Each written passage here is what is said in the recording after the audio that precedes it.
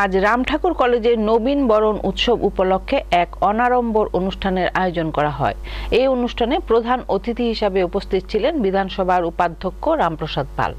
মঙ্গলবার রবীন্দ্র শতবার্ষিকী ভবনে এক অনুষ্ঠানের মধ্য দিয়ে নবীন বরণ উৎসব পালন করল রামঠাকুর মহাবিদ্যালয়। এই অনুষ্ঠানে প্রধান অতিথি হিসাবে উপস্থিত ছিলেন ত্রিপুরা বিধানসভার উপাধ্যক্ষ রামপ্রসাদ পাল। এছাড়াও বিধানসভার সদস্যা মীনা রানী সরকার, শিল্প নিগমের চেয়ারম্যান নবদল বণিক, কলেজের অধ্যক্ষ সহ অন্যান্যরা উপস্থিত ছিলেন। কলেজের নবীন বরণ উৎসবে ব্যাপক অংশের ছাত্রছাত্রীদের উপস্থিতিতে আলোচনা করতে গিয়ে ত্রিপুরা বিধানসভার উপাধ্যক্ষ বলেন, ছাত্রছাত্রীদের কথা চিন্তা করে শিক্ষাক্ষেত্রে আমূল পরিবর্তন করেছে বর্তমান কেন্দ্র সরকার।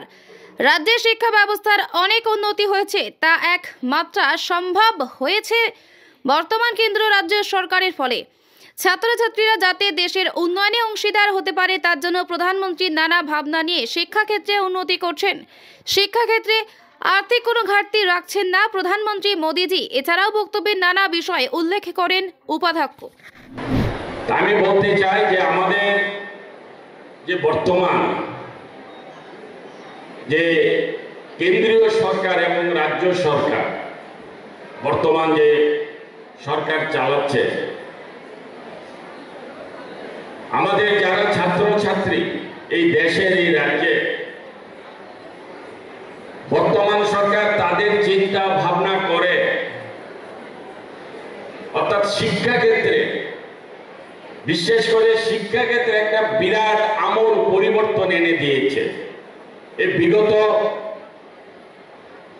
8-10 বছরের মধ্যে এই বিরাট আমূল পরিবর্তন এই কারণে এনেছে যে আমাদের যারা ছেলেমেয়েরা, যারা আমাদের ছাত্রছাত্রীরা, তারা যেন উন্নত মানের পড়াশোনা করে, তাদের এই পড়াশোনা যেন আগামী দিন এই দেশের এবং রাজ্যের স্বার্থে, দেশবাসীর স্বার্থে যেন তারা শিক্ষার মাধ্যমে উৎসর্গ করতে পারে।